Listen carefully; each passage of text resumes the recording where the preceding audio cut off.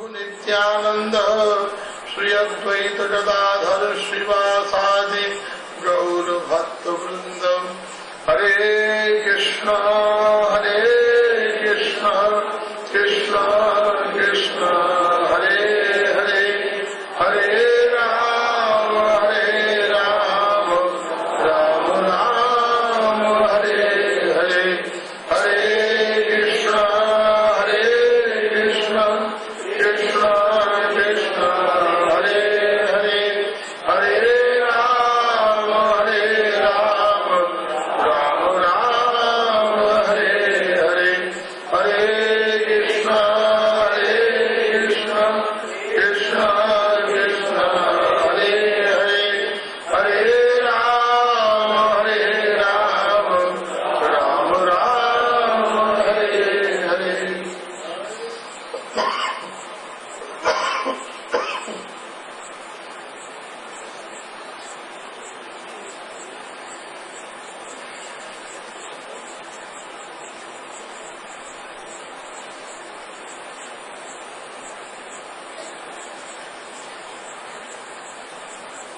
श्रीमन महाप्रभु की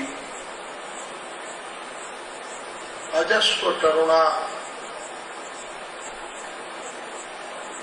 संपूर्ण नदिया में प्रवाहित, तरंगायित और प्रकाशित हो रही है। प्रत्येक नदियावासी श्रीमन महाप्रभु की महती कृपा अनुकंपा से आर्द्र होकर, भगवत नाम निष्ठ होकर भगवत रसास्वादन के परिवेश में समुदित है, समुपस्थित है। जीवन का अपूर्व आनंद और माधुर्य उस परिवेश में समुदित होकर एक अपूर्व रस का उच्छलन कर रहा है, आस्वादन कर रहा है। पर कोटि कोटि जन उस महार्णव में निमग्न होकर भगवान नाम स्मरण करते हुए धन्य धन्य हो रहे हैं। मनुष्य के जीवन का वास्तव में वह क्षण अत्यंत महत्वपूर्ण, सुखद और भगवत कृपा से युक्त है जो भगवान नाम स्मरण में व्यतीत होता है। और महाप्रभु नित्यानंद प्रभु और हरिदास ठाकुर को घर घर भेज रहे हैं कि आप जाकर हरि नाम की भिक्षा मांगो। सबसे बड़ा पुरुषार्थ है भगवान का नाम लेना, और उससे भी बड़ी भगवान की कृपा है दूसरों से नाम बुलवाना, ऐसा प्रबंध करना, पुरुषार्थ करना, प्रयत्न करना जिससे साधारण जनमानस तक नाम की मंगल धारा का प्रवाह हो। श्रीमन महाप्रभु का श्रीवासांगण में अद्वैताचार्य नित्यानंद प्रभु, हरिदास ठाकुर, गदाधर, मुकुंद मुरारी, संजय, पुंडरीक विद्यानिधि, कोटि कोटि ये है, सब भगवान के रस पार्षद हैं। इन सब के समूह में श्रीमन महाप्रभु की मंडल रस धारा नवीन नवीन आनंद, नवीन नवीन लीलाओं और नवीन नवीन प्रेरणा और चेतनाओं के द्वारा नित्य प्रवाहित हो रही है। भगवान का नाम कभी बासी नहीं होता, भगवान का नाम कभी पुराना नहीं होता। भगवान का नाम नित्य नूतन है, भगवान का नाम नित्य रसपूर्ण है, भगवान का नाम नित्य आनंदमय है। इसलिए सकल ब्रह्मांड के जीव भगवत रस माधुर्य में ही निरंतर निमग्न रहते हैं, आसक्त रहते हैं। सारा नदिया श्रीवासांगण से निकलने वाले आनंद की धाराओं में आर्द्र और प्रकाशित हो रहा है। एक दिन महाप्रभु का श्रीवासांगण में उन्मत्त नृत्य हो रहा था। गदाधर, संजय, मुकुंद, अद्वैत प्रभु, नित्यानंद, हरिदास सब भगवान के आनंद में निमग्न थे।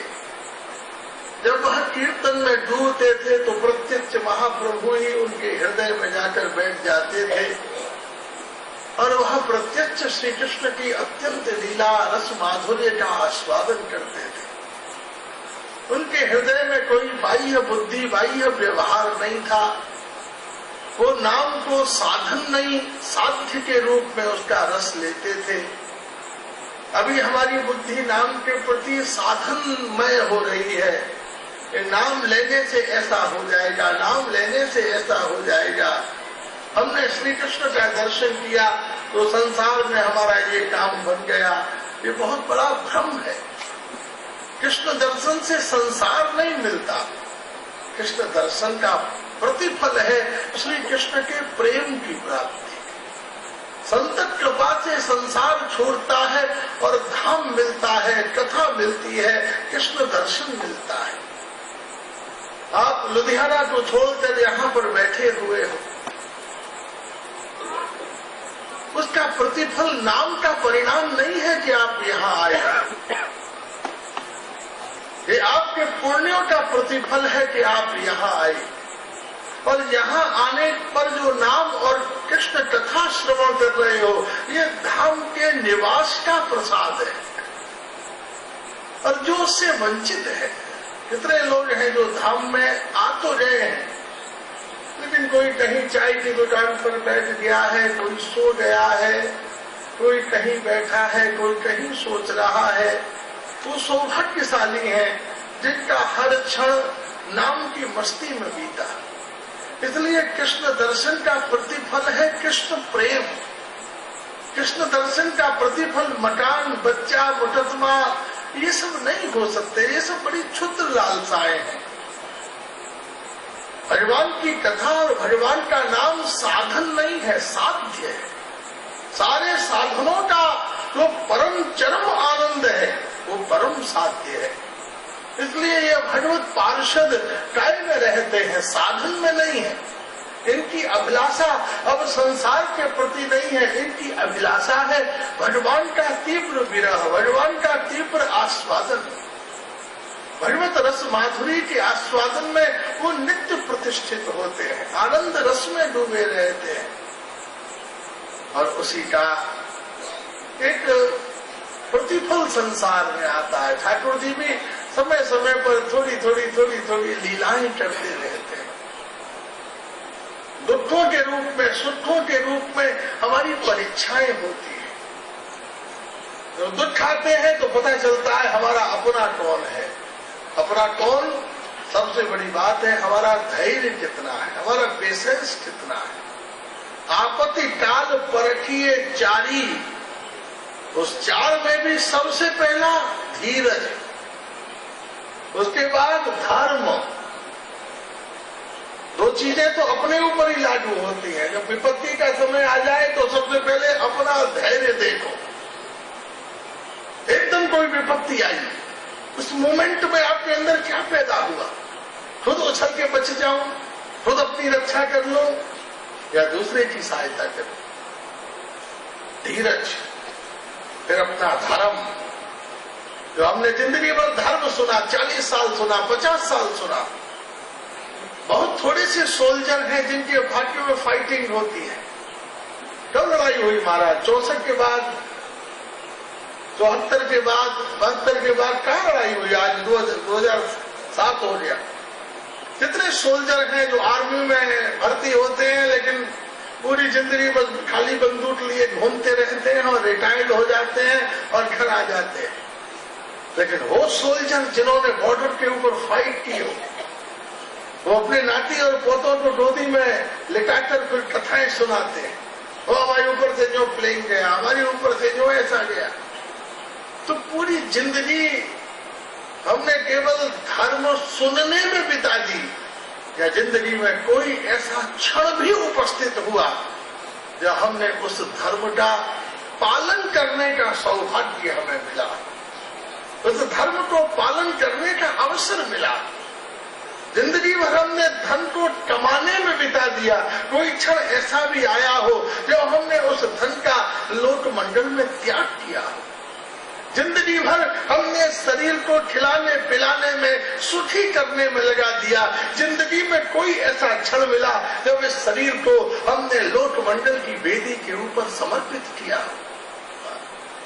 इसलिए जीवन में पूरा जिंदगी हो गई एयर कंडीशन में सोते सोते। हम अपने अपने शहरों में, घरों में 14 घंटे 20 घंटे, लोग तो 24 घंटे एयर कंडीशन में बिताते। Bedroom air condition, drawing room air condition, car air condition, office air condition. लेकिन कभी कभी महाप्रभु कहते हैं, आओ भैया नवद्वीप में चलते हैं, 4 किलोमीटर कड़ी धूप में कीर्तन करते हुए, और जरा 100 ग्राम पसीना बह गया तो हाय हाय कर गई। महाराज विष्णुप्रिया जी का स्थान कितनी दूर है, और मेरा सामने ही है, आ रहा है, जरा धैर्य रखो। 40 साल एयर कंडीशन में सोए, क्या मिला, क्या मिल गया? नसें ठंडी, माथा ठंडा, पेट ठंडा। इसलिए जीवन में कभी कभी मौका मिलता है अपनी ताकत को नापने का। मन ही मन में हम अपने आप को बहुत पावरफुल फील करते हैं, नहीं हम बहुत मोटे ताजे, बहुत अच्छे हैं। लेकिन कभी समय आता है कि अपना बैग उठाकर अगर ट्रेन के पीछे दौड़ना पड़े, तब मालूम पड़ते हैं शोल्डर कितने मजबूत हैं। तब मालूम पड़ता है 3 किलोमीटर हमें धूप में चलना पड़ता है, तब हमें मालूम पड़ता है हमारे अंदर ताकत कितनी है। उस रिक्शे वाले को देखिए जो 10-10 किलोमीटर उसी धूप में रिक्शा चलाता है, 3 आदमियों को बैठा के। हम इसीलिए सोच लेते हैं, अरे 10 रुपया दे दिया क्या है, लेकिन तुम्हें 1000 रुपया भी दिया जाए तो क्या तुम 10 किलोमीटर रिक्शा चला सकते हो? तुम्हारे बस की बात नहीं। इसलिए गोसाई जी ने बड़े मोती चुन के जिंदगी में दिए हैं। आपकी काल परखिए जारी। हम स्टीमर में बैठ के 4 किलोमीटर महाप्रभु के जन्म स्थान तक कीर्तन करके जाने में हमें कितना परिश्रम है, तो क्या छोड़कर एक छोटा सा 250-300 गज की कोठी और 2-3-4 एयर कंडीशन लगे होंगे, 2-4 होंडा सोडा सिटी गाड़ियां होंगी, और क्या है, वो छोड़कर चल के आने में। कई लोग कहते हैं हम जितनी 20 साल में हम इतना नहीं चले, हम नहीं चले, हम इतना चलते नहीं, हमें जरूरत ही नहीं। हमारी पूरी जिंदगी में लग्जरी है, अपनी फेयर इज लग्जरी, हम नहीं चलते, चलते ही नहीं। हमने कहा भैया ये सुना क्यों रहे हो तुम, क्या बात है, कोई तकलीफ का अनुभव हो रहा है आपको? नहीं, it's just for your kind information. अच्छा, बहुत अच्छी बात है, आपने हमको इंफॉर्मेशन दे दी, बहुत अच्छी बात है। लेकिन हमने कहा थोड़ा सा ये सोचो, इस छोटी सी नदी गंगा मैया को स्टीमर में पार करके 4 किलोमीटर, जहाँ इतने आपके सहायक कदम कदम पर महाजन जी, अशोक जी, डिम्पी जी, अपने महाराज और जितने भी अपने नागेश जी, जैन जी, हर कदम पर अश्विनी जी, सुरेश जी, सब कदम कदम पर दौड़ रहे थे। लो भैया पानी लो, लो छत्ता लो, चलो अभी आ रहा है। कितने सहायक थे, कितनी सुविधा से हाथों हाथ हमको ले गए। फिर भी 4 किलोमीटर चलने में हम थक गए। जरा सोचो कि एक कोठी, एक एसी छोड़कर कृष्ण के प्राकट्य स्थल, महाप्रभु के प्राकट्य स्थल तक पहुंचने में हमें कितना कष्ट हुआ। लेकिन उन भगवान की करुणा को अनुभव करो जो डोलोक को छोड़कर, अष्ट सखियों को छोड़कर, राधा रानी के सहित इस धरती पर हमारे जीवन तक चल के आते हैं। और श्रीमद महाप्रभु की हमारे ऊपर कितनी कृपा है।